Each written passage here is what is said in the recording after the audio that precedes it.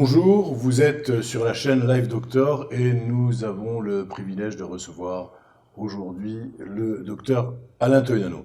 Bonjour mon cher confrère, merci d'être avec nous à nouveau. Nous avons le privilège d'être souvent maintenant avec vous et vous nous apportez beaucoup d'indications extrêmement précises, d'informations extrêmement précises sur la cancérologie. Je rappelle que vous êtes ancien interne des hôpitaux de Paris, que vous êtes ancien chef de clinique, vous avez 37 ans, vous êtes chef du département médecine et cancérologie à l'hôpital américain et vous êtes également directeur médical du centre de cancérologie Hartmann. Et aujourd'hui, nous avons le plaisir de vous interviewer sur les tumeurs du cerveau. Alors, les tumeurs du cerveau. D'abord, cet organe cerveau, là on est dans le siècle du cerveau.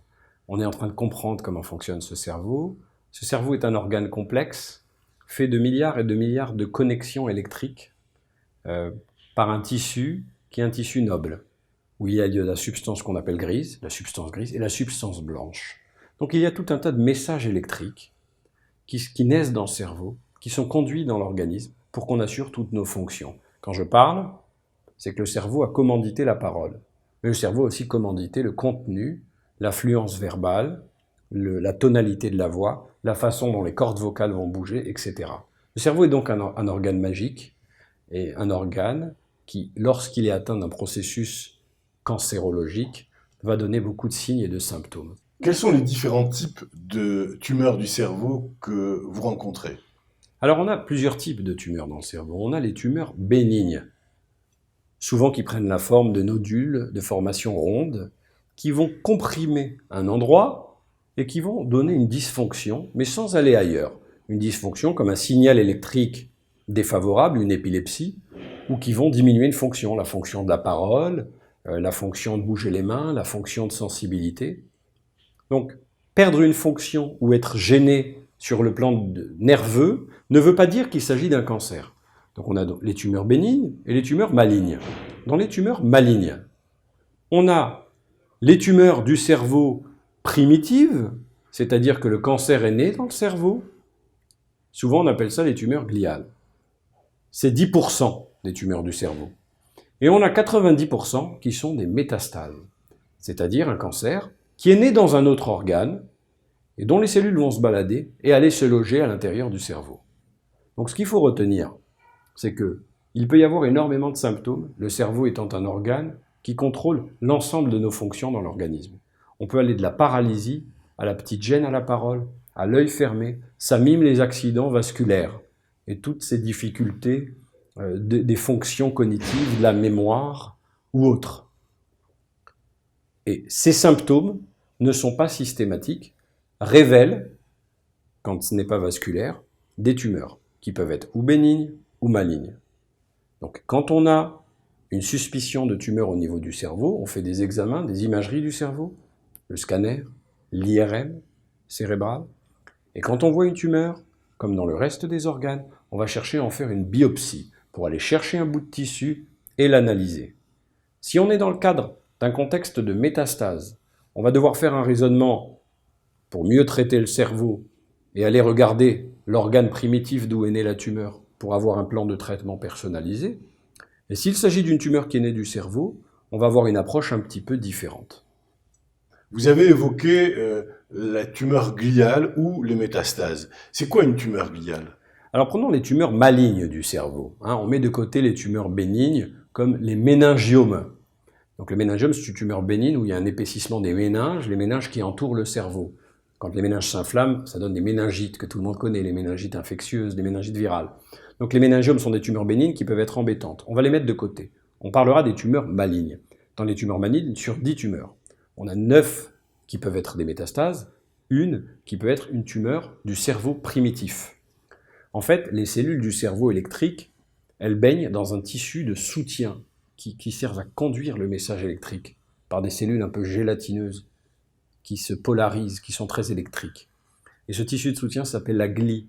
Quand les tumeurs naissent au niveau de ce tissu de soutien, la glie, on les appelle les tumeurs gliales. Et on a des tumeurs cérébrales qu'on appelle les glioblastomes, ou d'autres formes, avec des noms comme les astrocytomes, parce que les cellules ressemblent à des astres. Donc il y a tout un tas de noms de tumeurs qui naissent du cerveau et qui infiltrent le cerveau pour gêner les fonctions. À un stade extrême, c'est un cerveau qui fonctionne moins bien, quelqu'un qui est paralysé ou qui parle pas. Et c'est pour ça qu'on a un vrai intérêt à les traiter, là aussi précocement. Mais la métastase, qui n'est pas une tumeur gliale, peut aussi gêner le fonctionnement cérébral au point de donner des crises d'épilepsie ou des déficits moteurs, des déficits sensitifs ou des troubles des fonctions cognitives. Et être parfois le premier signe d'un cancer initial. Oui, on peut avoir une métastase cérébrale inaugurale qui permet la découverte, par exemple, d'un cancer du poumon ou d'un cancer du rein ou autre. Y a-t-il une dangerosité plus élevée du fait d'un gliome, d'un glioblastome ou d'une tumeur secondaire, d'une métastase secondaire? Alors, c'est vrai que les tumeurs cérébrales ont une mauvaise réputation en termes de pronostic. Alors, le cerveau, le crâne étant une boîte dure et inextensible, à chaque fois qu'il y a un processus qui se développe dans le cerveau, on a de l'œdème, c'est une réaction d'inflammation, et on a ce qu'on appelle une possibilité d'hypertension dans le crâne, une hypertension intracrânienne.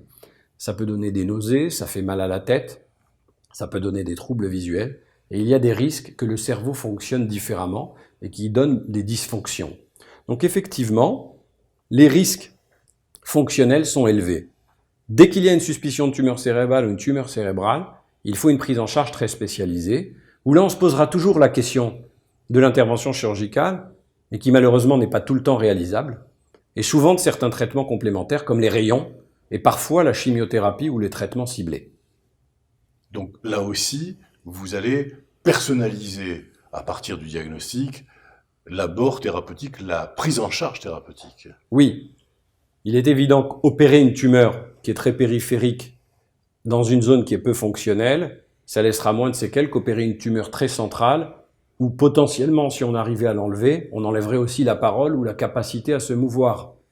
Donc il faut considérer la localisation géographique, anatomique de la tumeur, il faut considérer la facilité ou la difficulté à aller l'enlever et le type de tissu. Certains tissus vont être très sensibles aux chimiothérapies comme les lymphomes, et certains tissus vont être beaucoup moins sensibles, même si on fait des chimiothérapies qu'on appelle palliatives, comme les tumeurs gliales. Et on a un positionnement très important de la radiothérapie et de la radiothérapie de pointe qu'on appelle la radiochirurgie, avec des rayons de très haute intensité qui peuvent aller détruire les cellules tumorales dans le cerveau. Que ce soit des maladies primitives du cerveau ou que ce soit des métastases du cerveau. Et aujourd'hui, compte tenu de l'évolution des sciences et des techniques dans ce domaine, on a une chirurgie dite stéréotaxique qui permet d'aller très précisément là où se trouve la tumeur et également pour la radiologie. C'est ce que vous disiez. Oui, en fait, plutôt que d'ouvrir et d'aller se balader dans le cerveau en faisant des dégâts, on a des imageries fines avec de l'IRM, des systèmes virtuels qu'on appelle de neuronavigation, où on va avec des logiciels simuler ce qui va être fait dans le cerveau, pour qu'ensuite le geste du chirurgien qui fait une biopsie ou qui enlève, ou le geste du radiothérapeute qui va faire des rayons, soit guidé par cette imagerie pour aller se déposer dans le cerveau à l'endroit où il doit être déposé, et diminuer le risque de fragilité des zones fonctionnelles très importantes autour. C'est en fait aujourd'hui une modification de l'avenir de ces patients qui sont atteints par ces cancers du cerveau, ces tumeurs du cerveau. Alors il y a des cancers du cerveau qui sont des petites tumeurs qui se développent dans le cerveau, puis il y a des cancers du cerveau, finalement, où la tumeur est bien plus étendue, bien plus infiltrante, où déjà à un stade de diagnostic, cela rend difficile de la traiter complètement. Donc il y a des gens qui décèdent suite à des tumeurs du cerveau, mais pas tous. Il y a des maladies qu'on peut arriver à guérir, certaines. Donc c'est très compliqué d'en faire des généralités, mais il faut avoir une approche rigoureuse, très spécialisée, fonctionnelle, diagnostique, thérapeutique, avec des traitements locaux et des traitements généraux par des médicaments nouveaux. Et souvent on utilise aussi des ponctions lombaires, c'est-à-dire qu'on fait rentrer des médicaments dans ce liquide céphalorachidien qui chemine par ces méninges pour aller augmenter la concentration des médicaments au niveau du cerveau et des tumeurs cérébrales. Merci à vous, merci pour toutes ces informations. Merci, docteur Alain Toledano.